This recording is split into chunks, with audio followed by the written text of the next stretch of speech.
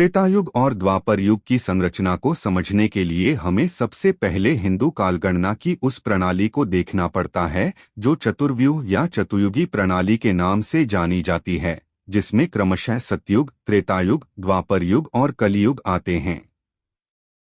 इन युगों की अवधि, मानव क्षमता, सामाजिक व्यवस्था और विज्ञान चारों में लगातार परिवर्तन और गिरावट होती है, जिसे शास्त्रों में गुणों का अवरोहण कहा गया है। शास्त्रों के अनुसार त्रेतायुग सतयुग के बाद आता है और यह 12,96,000 वर्षों का माना गया है, जबकि द्वापर युग उसकी तुलना में छोटा यानी 8,64,000 वर्ष का बताया गया है। त्रेतायुग का मुख्य गुण सत्वराजस का संतुलित मिश्रण था, यानी उस समय मनुष्य न तो अत्यधिक आध्यात्मिक था और न अत्यधिक भोगवादी, बल्कि जीवन कर्तव्य और मर्यादा आधारित था। इसी कारण त्रेतायुग को वह काल माना जाता है जब जीवन की संरचना स्पष्ट नियम, संतुलित समाज, देवऋषि परंपरा और नैतिक शासन पर टिकी हुई थी। इस युग में मानव का शरीर मजबूत, मानसिक क्षमता अधिक, आयु लंबी और भावनात्मक स्थिरता प्रबल बताई गई है। द्वापर युग में आते आते मनुष्य की आयु, मानसिक शक्ति और नैतिक बल लगभग 50% तक कम हो जाते हैं, क्योंकि यह काल राजसतमस के प्रभाव में माना गया है। यह वह समय था जब समाज अधिक जटिल, राजनीतिक ढांचे अधिक शक्तिशाली, युद्ध अधिक रणनीतिक और मनुष्य अधिक महत्वाकांक्षी तथा मनोवैज्ञानिक रूप से अस्थिर होता गया। त्रेतायुग में राजा, ऋषि, समाज और धर्म की प्रणाली एक दूसरे के साथ संतुलित थी, जैसे रामराज्य, ऋषियों का प्रभाव, वनस्पति विज्ञान, अत्यंत सूक्ष्म मर्यादा और व्यवस्था।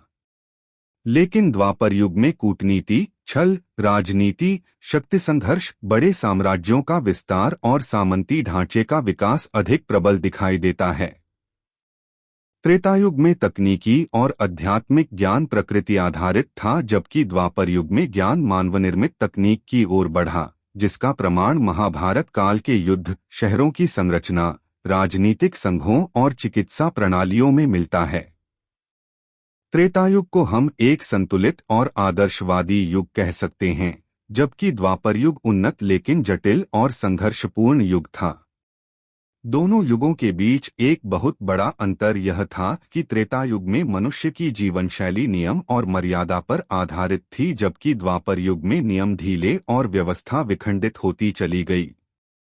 इसी गिरावट को पौराणिक ग्रंथों में धर्म के पायों का कम होना कहा गया है। सतयुग में धर्म 4 पायों पर खड़ा था, त्रेतायुग में 3 पर, द्वापर युग में 2 पर। युग संरचना के इस वैज्ञानिक और दार्शनिक ढांचे को देखने पर स्पष्ट होता है कि त्रेतायुग एक शांति, स्वास्थ्य, मानवीय क्षमता और प्राकृतिक विज्ञान पर आधारित युग था, जबकि द्वापर युग मानसिक, राजनीतिक और सैन्य विकास के शिखर तक पहुंचने वाला युग था। युगों की यह संरचना सिर्फ धार्मिक नहीं, बल्कि सामाजिक, मानवशास्त्रीय और ऐतिहासिक फैक्ट पैटर्न के रूप में भी समझी जाती है, यानी दोनों युगों की प्रकृति अलग थी और वही आगे चलकर तय करता है कि कौन सा युग किस प्रकार अधिक उन्नत माना जा सकता है।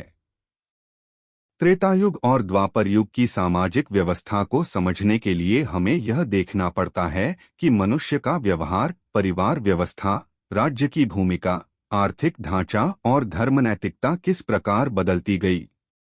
त्रेतायुग की पूरी सामाजिक संरचना मर्यादा, कर्तव्य और सामूहिक संतुलन पर आधारित थी, इसलिए इसे एक हाईली डिसिप्लिन्ड सोसाइटी के रूप में देखा जाता है। त्रेतायुग में समाज 4 वर्णों के प्राकृतिक विभाजन पर चलता था, जहां वर्ण जन्म से नहीं बल्कि गुण, कर्म और योग्यता के आधार पर निर्धारित होते थे। इसका प्रमाण रामायण में मिलता है, जहां कई ऋषि, योद्धा और विद्वान अपने जीवन में वर्ण और आश्रम बदलते दिखते हैं।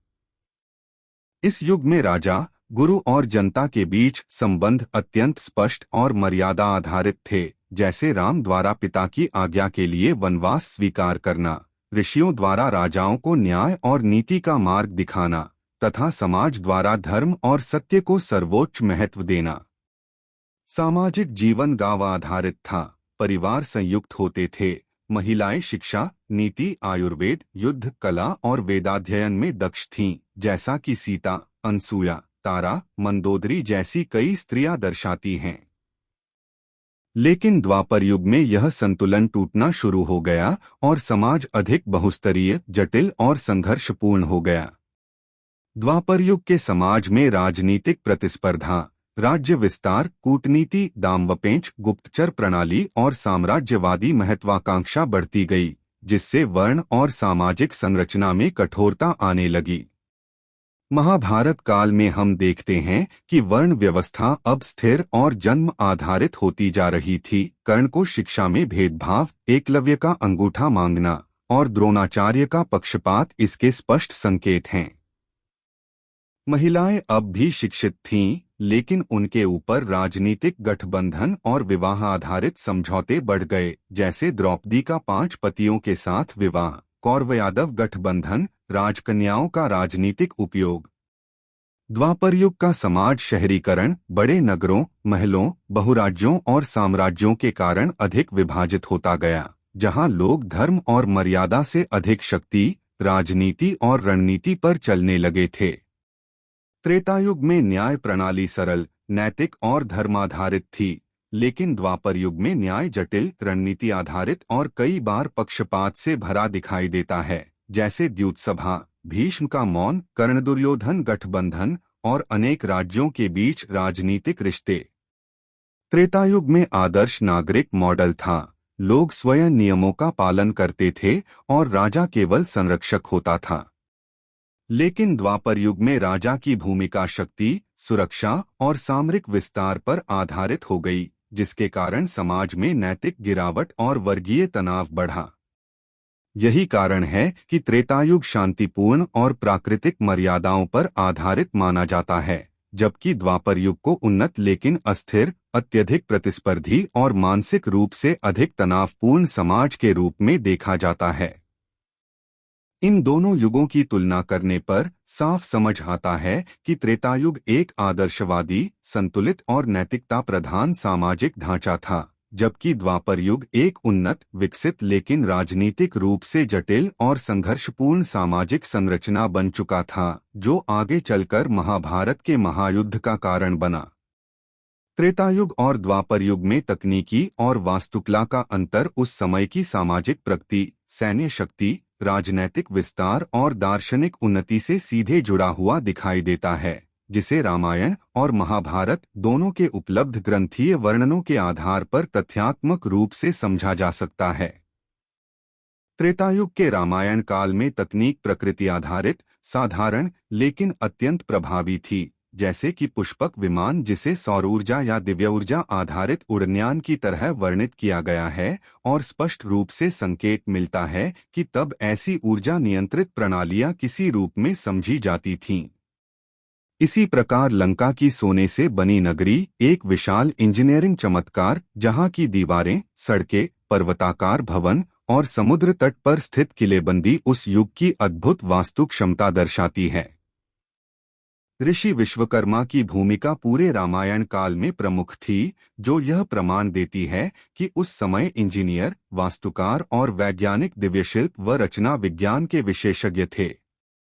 त्रेतायुग में तकनीक अत्यधिक पर्यावरण संतुलित थी। उदाहरण के लिए राम सेतु का निर्माण, जिसमें शिलापट्टों के तैरने का वर्णन कई विद्वानों द्वारा बॉयंसी, एयर ट्रैपिंग और कोरल स्टोन फेनोमेनन से जोड़ा जाता है। लेकिन जैसे ही हम द्वापर युग और महाभारत काल में प्रवेश करते हैं, तकनीक में एक तीव्र परिवर्तन और जटिलता दिखाई देती है। महाभारत काल की नगरियां हस्तिनापुर, इंद्रप्रस्थ, द्वारका 3 स्तरों वाली अत्याधुनिक शहरी संरचनाएं थीं, जिनमें जल निकासी प्रणालियां, बहुस्तरीय भवन, राजमार्ग, बाजार, सभागृह, गुप्त सुरंगें और विशाल किलाबंदी संरचनाएं मौजूद थीं। इंद्रप्रस्थ का मयसभा इसका सबसे उल्लेखनीय उदाहरण है, जहां माया दानव द्वारा निर्मित हॉल में optical illusion, reflective floors, temperature control और जल मरीचिका जैसी तकनीकें वर्णित हैं, जिन्हें कई आधुनिक शोधकर्ता एडवांस्ड आर्किटेक्चरल इल्यूशंस, क्रिस्टल इनले फ्लोरिंग या पॉलिश्ड रिफ्लेक्टिव सरफेसेस से जोड़ते हैं। महाभारत काल में आयुध निर्माण, धातु विज्ञान, अग्नि विज्ञान, टारगेट स्पेसिफिक मिसाइल्स और गुरुकुल में पढ़ाई जाने वाली अस्त्र विद्या अत्यंत उन्नत रूप में विकसित हो चुकी थी। ब्रह्मास्त्र, नारायणास्त्र, पाशुपतास्त्र जैसी अस्त्र तकनीकें आज भी शोधकर्ताओं के बीच चर्चा का विषय हैं कि क्या वे उच्च ऊर्जा वेपन्स या डायरेक्टेड एनर्जी सिस्टम्स का प्राचीन रूप थीं। वास्तु ज्ञान के स्तर पर द्वापर युग त्रेता युग से अधिक जटिल और संगठित था, क्योंकि महाभारत काल में बड़े राज्यों, साम्राज्यों और अंतर्राज्यीय संबंधों के कारण शहरों की जरूरतें बढ़ चुकी थीं।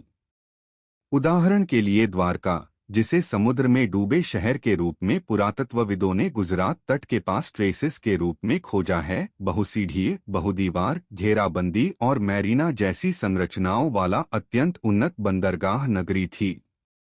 वहीं त्रेतायुग में अयोध्या एक अत्यंत सुंदर लेकिन प्राकृतिक वास्तु पर आधारित नगरी थी, जहां नगर योजनाओं में प्रकृति, जलस्रोत, वन और शांति को केंद्र में रखा गया था।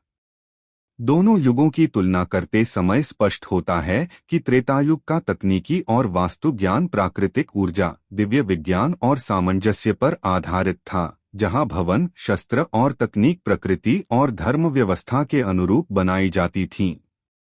इसके विपरीत द्वापर युग का विज्ञान और वास्तु ज्ञान अधिक मानवीय कौशल, रणनीति, धातु विज्ञान, यांत्रिकी, गुप्त इंजीनियरिंग और शस्त्र विकास पर आधारित था, जो उस समय के राजनीतिक दबावों, राज्यों के विस्तार और युद्ध तकनीकों की मांग के कारण और भी उन्नत होता गया।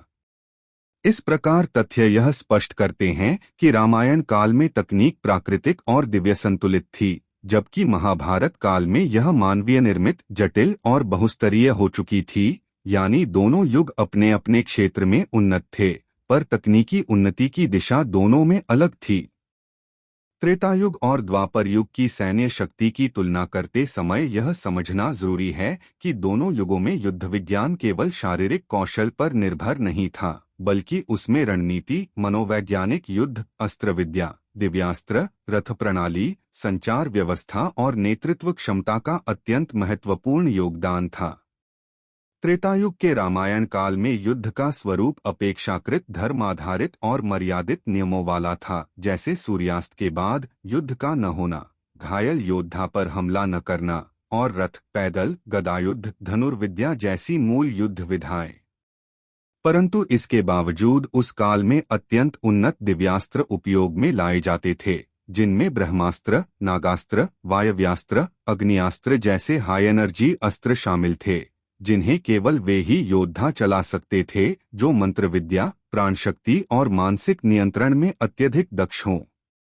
त्रेतायुग में युद्ध मुख्य रूप से व्यक्तिगत कौशल और दिव्य अस्त्रों के संयोजन से संचालित होते थे।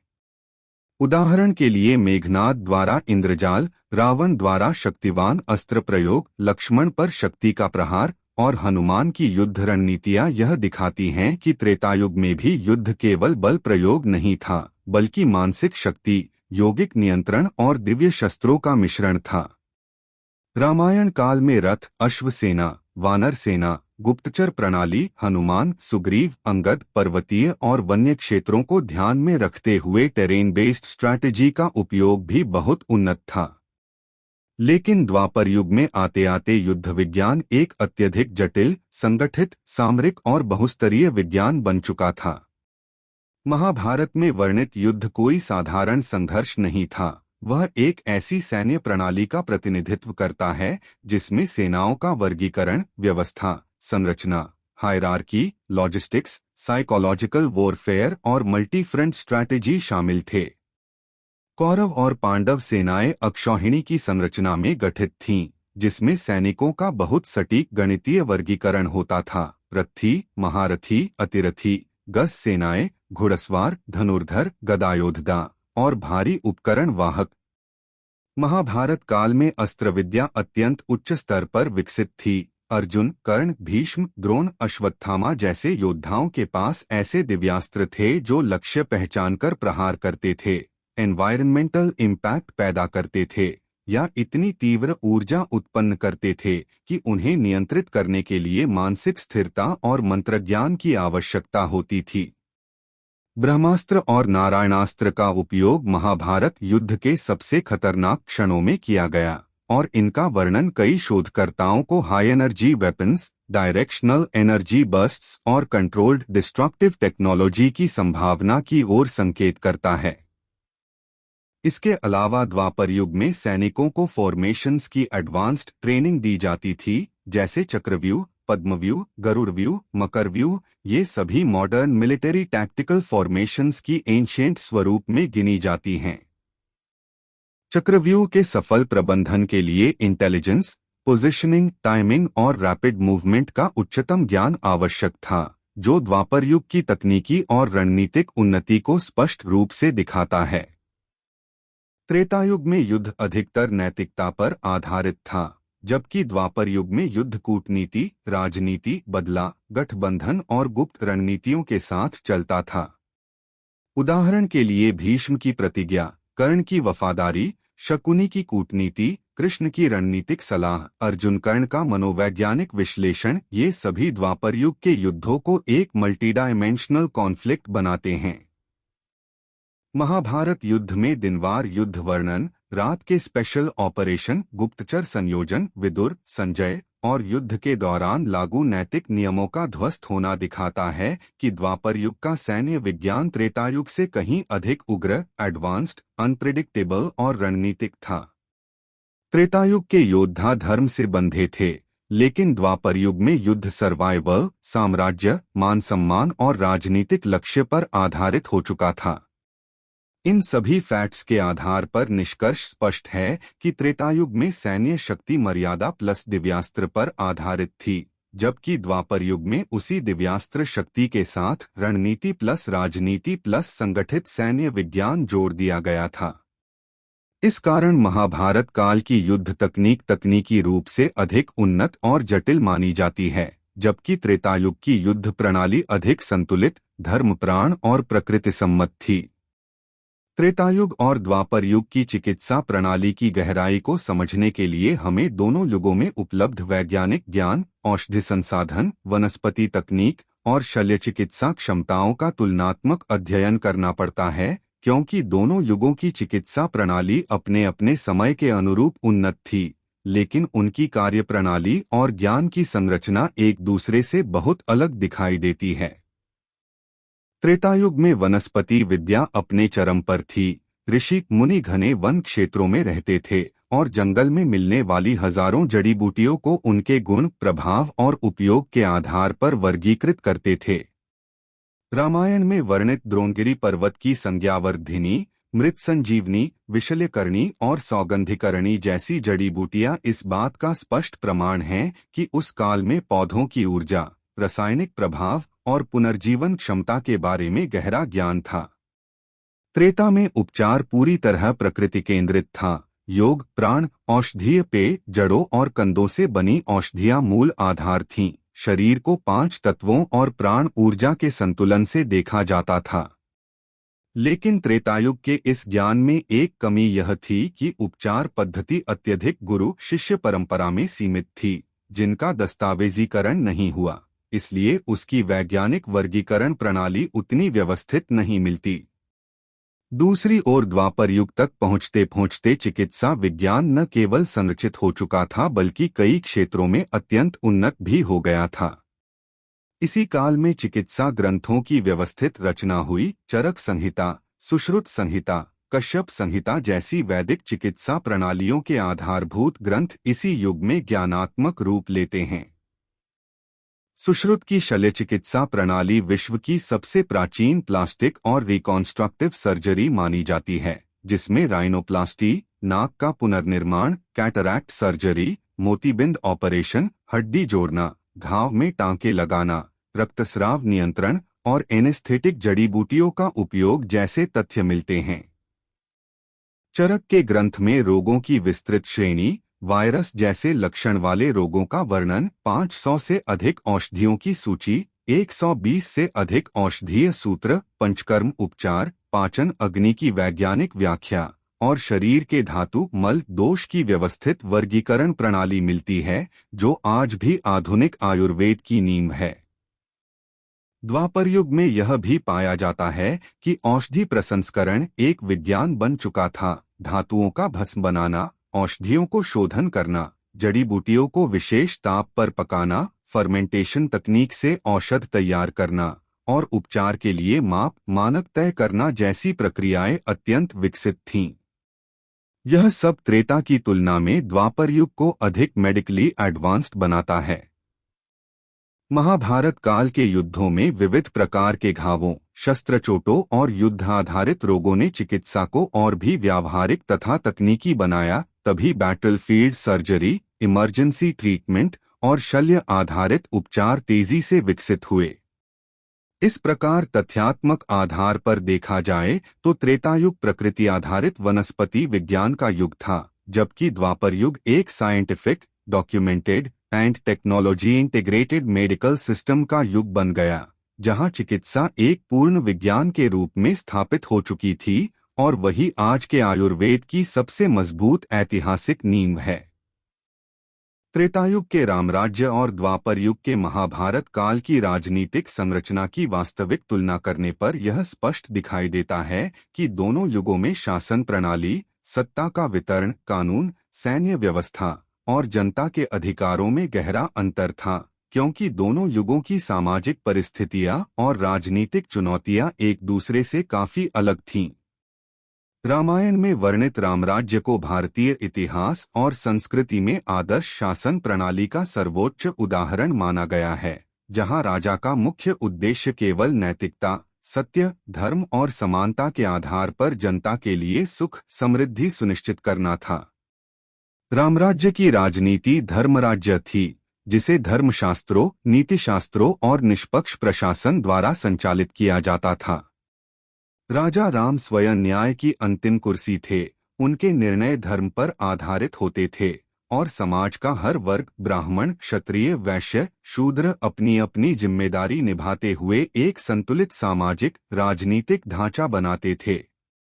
राम के शासन में कर प्रणाली सरल थी, अपराध बहुत कम थे और राज्य की सीमाएं विस्तृत होते हुए भी उसकी प्रशासनिक जटिलता आज के राष्ट्र राज्यों जैसी नहीं थी। वहां राजतंत्र था, लेकिन उसका लक्ष्य सत्ता नहीं बल्कि समाज का कल्याण था। मंत्रिपरिषद छोटी थी, वशिष्ठ, विश्वामित्र, जाबाली, सुमंत्र जैसे विद्वानों की सलाह से राज्य चलता था। दंडनीति सरल और अत्यंत कड़ी थी, जिससे अपराध लगभग समाप्त हो जाते थे। वहीं दूसरी ओर महाभारत काल की राजनीतिक संरचना, जो द्वापर युग में विकसित हुई, रामराज्य की तुलना में कहीं अधिक जटिल, बहुस्तरीय और शक्ति केंद्रित थी, क्योंकि उस समय भारतीय उपमहाद्वीप में सैकड़ों जनपद, गणराज्य, महासंघ, साम्राज्य और स्वतंत्र राज्य मौजूद थे। हस्तिनापुर, मगध, पंचाल, मत्स्य, सौराष्ट्र, द्वारका, अवंती और कई अन्य राज्यों के बीच सत्ता संघर्ष लगातार बना रहता था। महाभारत में राजनीतिक दर्शन और रणनीति उन्नत हो चुकी थी। विदुर नीति, भीष्म के राज्यशास्त्र, कृष्ण की कूटनीति और नारद के राजनीतिक उपदेशों से पता चलता है कि इस काल में शासन बहुकेंद्रित शक्ति संरचना पर आधारित था। यहाँ न केवल राजा का महत्व था, बल्कि मंत्रियों, सेनापतियों, सभाओं, राजदूतों और गुप्तचर तंत्र की भी बड़ी भूमिका थी। द्वापर युग में जासूसी, राजनीतिक गठबंधन, वैवाहिक संधियां और राज्यों के बीच सैन्य समझौते आम राजनीतिक साधन बन चुके थे, जिनका उपयोग कृष्ण और शिशुपाल, जरासंध, कंस, कौरव, पांडव जैसे अनेक शक्तिशाली शासकों ने किया। कर प्रणाली मजबूत थी, युद्ध लगातार होते थे और राज्य की सुरक्षा के लिए विस्तृत सैन्य प्रभाग बनाए जाते थे। रामराज्य एक स्थिर और शांतिपूर्ण राजनीतिक प्रणाली थी, जबकि महाभारत काल परिवर्तित सामाजिक संरचना, शक्तिशाली राज्यों के टकराव और तेजी से विकसित होती सैन्य रणनीतियों के कारण एक डायनामिक, एग्रेसिव और पावर ड्रिवन राजनीतिक युग बन गया, जहां राजधर्म काफी कठिन और जटिल हो चुका था। विद्वान कहते हैं कि त्रेतायुग का शासन आदर्श मॉडल था, जबकि द्वापर युग का शासन व्यवहारिक मॉडल, क्योंकि द्वापर युग के राजनीतिक निर्णय शास्त्रों से अधिक परिस्थितियों पर निर्भर करते थे। यही कारण है कि रामराज्य को आज भी भारतीय राजनीतिक आदर्श माना जाता है, जबकि महाभारत काल को उन्नत राजनीतिक विज्ञान, कूटनीति, सत्ता संघर्ष और युद्ध केंद्रित प्रशासन के रूप में समझा जाता है। त्रेतायुग और द्वापर युग की नैतिकता और धर्म का तुलनात्मक अध्ययन यह दिखाता है कि युग परिवर्तन के साथ मानव जीवन शैली, आचरण, सामाजिक मूल्यों और नैतिक जिम्मेदारियों में कितना बड़ा बदलाव आया, क्योंकि त्रेतायुग को शास्त्रों में संतुलन, मर्यादा, आत्मसंयम और कर्तव्यपरायणता का युग माना गया है, जबकि द्वापर युग को धीरे धीरे पतनशील नैतिक मूल्यों का काल बताया गया है, जहां धर्म का महत्व तो था, पर उसका पालन पहले जैसा कठोर नहीं रहा। त्रेतायुग में समाज का केंद्र व्यक्ति का चरित्र था, मर्यादा, वचन, धर्म और जीवन का उद्देश्य एक आदर्श स्तर पर स्थापित था। रामायण इसका सबसे बड़ा ऐतिहासिक, सांस्कृतिक प्रमाण है, जहां भगवान राम को मर्यादा पुरुषोत्तम कहा गया, क्योंकि उनका जीवन इस बात का प्रतीक था कि व्यक्ति धर्म और कर्तव्य के पालन के लिए अपनी इच्छाओं, भावनाओं और व्यक्तिगत लाभों का त्याग कर सकता है। त्रेतायुग की नैतिकता परिवार, समाज और राज्य तीनों को एक पवित्र दायित्व की तरह देखती थी, इसलिए असत्य, छल, विश्वासघात, लालच और आक्रामकता को सामाजिक रूप से अस्वीकार्य माना जाता था। वहीं दूसरी ओर द्वापर युग आते आते समाज की नैतिक संरचना कई स्तरों पर टूटने लगी। महाभारत इस परिवर्तन का सबसे बड़ा तथ्यात्मक ग्रंथ है, जिसमें राज्यों के बीच लगातार संघर्ष, छल, षड्यंत्र, जुआ, सत्ता की लालसा, स्त्रियों का अपमान, भाई भाई का विश्वासघात और कुलों में विभाजन जैसे नैतिक पतन के उदाहरण भरपूर मिलते हैं। द्वापर युग में धर्म का बोध तो था, लेकिन उसका पालन परिस्थितियों के अनुसार बदलने लगा। भीष्म, विदुर और कृष्ण जैसे चरित्र नैतिकता की रक्षा करने की कोशिश करते हैं, लेकिन कौरव पांडव संघर्ष, द्रौपदी चीरहरण जैसे प्रसंग यह दिखाते हैं कि समाज में धर्म आदर्श से हटकर व्यवहारिक राजनीति का हिस्सा बन चुका था। त्रेतायुग में धर्म का अर्थ आत्मसंयम, सत्य और न्याय था, जबकि द्वापर युग में धर्म का अर्थ कई बार व्यवहारिक बुद्धि और रणनीति बन गया। उदाहरण के लिए, कृष्ण का धर्म हमेशा परिणामाधारित न्याय की ओर झुकता था। अधर्मियों के विनाश के लिए धोखाधड़ी भी कई बार उचित ठहराई जाती थी, जबकि त्रेता में इस प्रकार की सोच लगभग अकल्पनीय थी। यह अंतर केवल राजाओं या योद्धाओं में ही नहीं बल्कि आम समाज में भी देखा जाता है। त्रेता में विवाह, परिवार और सामाजिक संबंध स्थिर और आदर्श थे, जबकि द्वापर में अविश्वास, प्रतिस्पर्धा और व्यक्तिगत महत्वाकांक्षा बढ़ गई थी।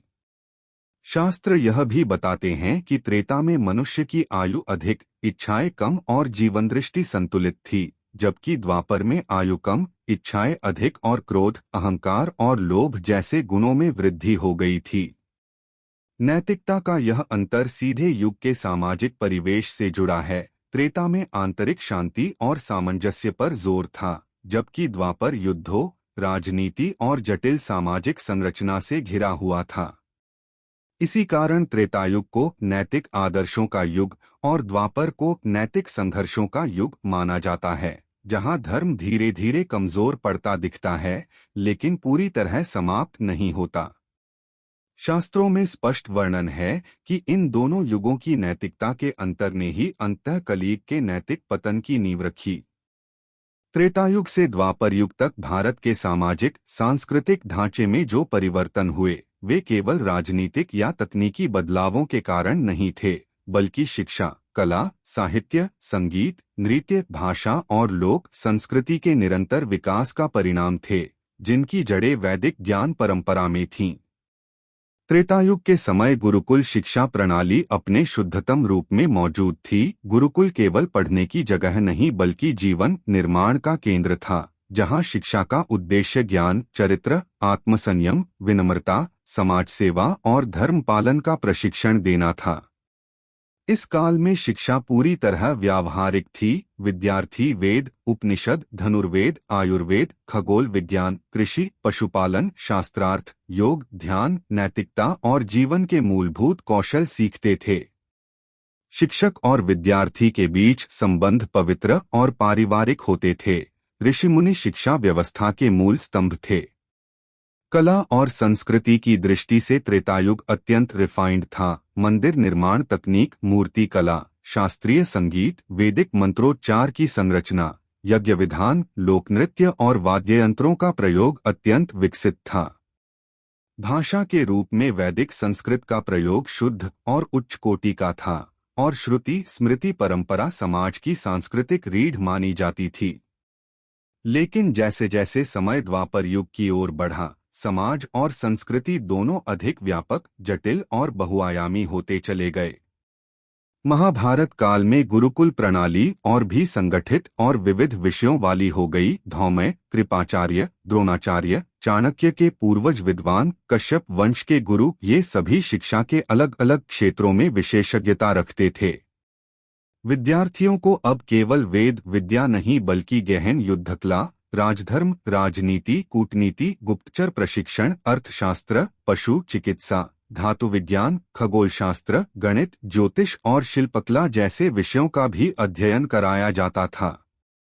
सामाजिक स्तर पर भी द्वापर युग में कला और साहित्य अपनी उच्चतम ऊंचाई पर पहुंचे। महाभारत जैसा विशाल ग्रंथ, श्रीमद् भागवत, गीतोपदेश, गंधर्व संगीत, शास्त्रीय नृत्य की विधाएं, रास लीला की परंपरा, यक्ष गंधर्व नृत्य और नाट्यशास्त्र का प्रारंभिक स्वरूप इसी काल में मजबूत होता है।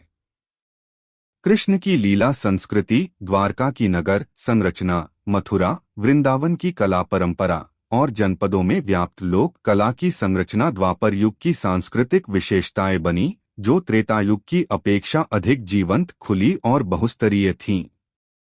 त्रेता जहां मर्यादा, शांति और स्थिर परंपराओं का युग था, वहीं द्वापर नवाचार, विविधता, शास्त्रीय कला की परिपक्वता और सांस्कृतिक विस्तार का युग बन गया। साहित्य की दृष्टि से भी द्वापर अधिक उन्नत माना जाता है, क्योंकि इस काल में भाषा अधिक डेवलप्ड, कथात्मक संरचना अधिक गहन और दर्शन अधिक जटिल हो गया। गीता इसका सर्वोत्तम उदाहरण है, जो मनोविज्ञान, दर्शन, नीति और आत्मज्ञान का गहन संहितारूप ग्रंथ है। सामाजिक रूप से भी द्वापर में शहरीकरण बढ़ा, व्यापारिक मार्ग विकसित हुए, संस्कृति में लोक परंपरा और शास्त्रीय कला का मिश्रण बढ़ा और समाज अधिक संवादात्मक और विचारशील हो गया।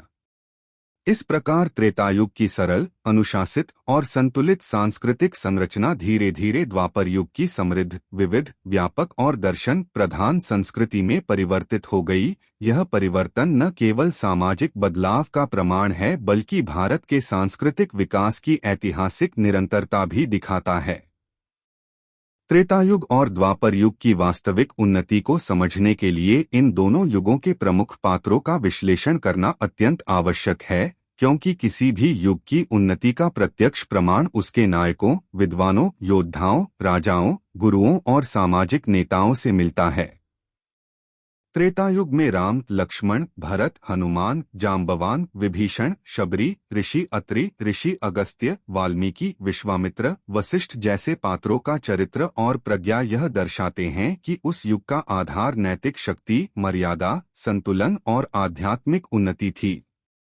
भगवान राम का आदर्श राज्यचालन, लक्ष्मण का अद्वितीय संयम, भरत का त्याग, हनुमान की अपार शक्ति और भक्ति, विश्वामित्र की वैज्ञानिक यज्ञीय विद्या और वशिष्ठ की दार्शनिक स्थिरता यह स्पष्ट करते हैं कि त्रेतायुग में मनुष्य की प्रगति मुख्यतः नैतिक चरित्र, आध्यात्मिक तप, सीमित तकनीक लेकिन उच्च जीवन दृष्टि पर आधारित थी। यह पात्र यह दिखाते हैं कि उस काल में ज्ञान अधिक अनुशासन और आध्यात्मिक अभ्यास की दिशा में था। वहीं दूसरी ओर द्वापर युग आते ही प्रमुख पात्रों की क्षमताएं, उनकी बुद्धिमत्ता, राजनीतिक समझ, युद्धकला, रणनीति और तकनीकी समझ में असाधारण विस्तार दिखाई देता है। श्री कृष्ण का बहुआयामी व्यक्तित्व, राजनीतिक रणनीति, मनोवैज्ञानिक विश्लेषण, युद्धकला, कूटनीति, सांस्कृतिक पुनर्गठन, शास्त्र ज्ञान, सामाजिक सुधार द्वापर युग की उन्नति का सबसे बड़ा प्रमाण है। अर्जुन की श्रेष्ठ युद्धकला, भीम की शारीरिक क्षमता, दुर्योधन की युद्धनीति, कर्ण की अद्वितीय धनुर्विद्या और दान की परंपरा, भीष्म की राजशास्त्रीय समझ, विदुर की नीति, द्रोणाचार्य का सैन्य प्रशिक्षण मॉडल, अश्वत्थामा का एडवांस्ड एस्त्रास का ज्ञान, अभिमन्यु की चक्रव्यूह नीति, ये सभी पात्र बताते हैं कि द्वापर युग में मनुष्य की क्षमताएं त्रेता की तुलना में अधिक बहुआयामी, तेज, जटिल और तकनीकी थीं। महाभारत के पात्र अपनी अपनी स्पेशलाइजेशन में अत्यंत उन्नत थे। युद्धकला, अश्वविद्या, गजविद्या, चिकित्सा, गणित, राजनीति, गूढ़ विज्ञान, खगोल शास्त्र और संगीत तक में एक्सपर्टीज विकसित हो चुकी थी। त्रेतायुग का विज्ञान प्राकृतिक शक्तियों, साधना आधारित ऊर्जा, औषधि विद्या, यौगिक बल और आध्यात्मिक शस्त्रों पर आधारित था, जबकि द्वापर युग का विज्ञान मानसिक रणनीति, धराती पर आधारित युद्ध तकनीक, संगठन शक्तियां, रथयुद्ध, नगर विकास और बड़े साम्राज्यों की राजनीति पर आधारित दिखाई देता है। दोनों युगों के पात्रों से यह भी स्पष्ट होता है कि त्रेता में समाज का नेतृत्व आदर्श मानवीय गुणों से संचालित था, जबकि द्वापर में नेतृत्व रणनीति, बुद्धि, विज्ञान और यथार्थवाद पर आधारित था। त्रेता के पात्र स्थिर, शांत और धार्मिक थे। द्वापर के पात्र गतिशील, संघर्षशील और कौशल प्रधान। इसलिए पात्रों के आधार पर देखा जाए तो द्वापर युग तकनीकी, रणनीतिक, राजनीतिक और मानसिक उन्नति में त्रेता से आगे दिखाई देता है, जबकि त्रेतायुग नैतिक, आध्यात्मिक और मानवीय मूल्यों की दृष्टि से अधिक विकसित और श्रेष्ठ माना जाता है।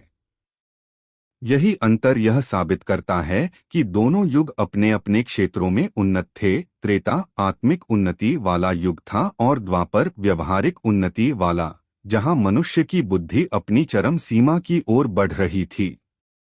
यदि हम वैज्ञानिक, ऐतिहासिक और शास्त्रीय दृष्टि से देखें तो त्रेतायुग और द्वापर युग दोनों ही अपने अपने तरीके से अत्यंत उन्नत थे, परंतु उनकी उन्नति का स्वरूप अलग था। त्रेता में आध्यात्मिकता, नैतिक मूल्य, स्थिर शासन और जीवन के नियमों का पालन सर्वोच्च था, जिसके कारण समाज एक आदर्श संतुलन में चलता था, जबकि द्वापर युग में राजनीति, विज्ञान, खगोल विद्या, सैन्य क्षमता, सामाजिक विविधता और तकनीकी प्रयोग चरम पर पहुंच चुके थे। यह युग अधिक व्यावहारिक, अधिक संघर्षपूर्ण और अधिक विकसित था। त्रेता में राजाओं के निर्णय धर्म के सिद्धांतों पर आधारित होते थे और युद्ध अंतिम विकल्प होता था, इसलिए वहां का सामाजिक आर्थिक ढांचा स्थिर और सरल था, जबकि द्वापर युग में तेजी से बदलती राजनीतिक परिस्थितियां, अनेक राज्यों का उद्यपतन, कूटनीति, गुप्तचर, उन्नत सैन्य तकनीक और अनेक प्रकार की सामाजिक चुनौतियां देखने को मिलती हैं। वैज्ञानिक दृष्टि से देखें तो त्रेता में वनस्पति आधारित चिकित्सा, यज्ञ ऊर्जा विज्ञान, प्राकृतिक उपचार और सीमित लेकिन अत्यंत प्रभावी तकनीकें थीं, जबकि द्वापर में आयुर्वेदिक पद्धति व्यवस्थित रूप में विकसित हो चुकी थी। शस्त्रों की तकनीक से लेकर युद्ध रणनीतियों तक हर क्षेत्र में प्रगति अधिक दिखाई देती है।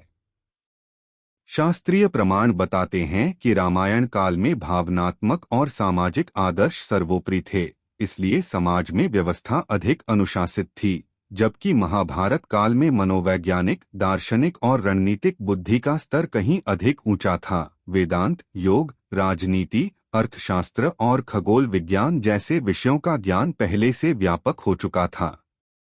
इसलिए निर्णायक रूप से कहा जाए तो त्रेतायुग नैतिक सामाजिक रूप से अधिक आदर्श था, जबकि द्वापर युग वैज्ञानिक, तकनीकी और राजनीतिक रूप से अधिक उन्नत था। और यही दोनों युगों की सबसे बड़ी विशेषता है कि उन्होंने मानव सभ्यता को दो अलग दिशाओं में विकसित किया। एक दिशा धर्म और मर्यादा की, दूसरी दिशा ज्ञान, तकनीक और व्यावहारिक समझ की, जिससे दोनों युग अपने अपने क्षेत्र में श्रेष्ठ बनते हैं।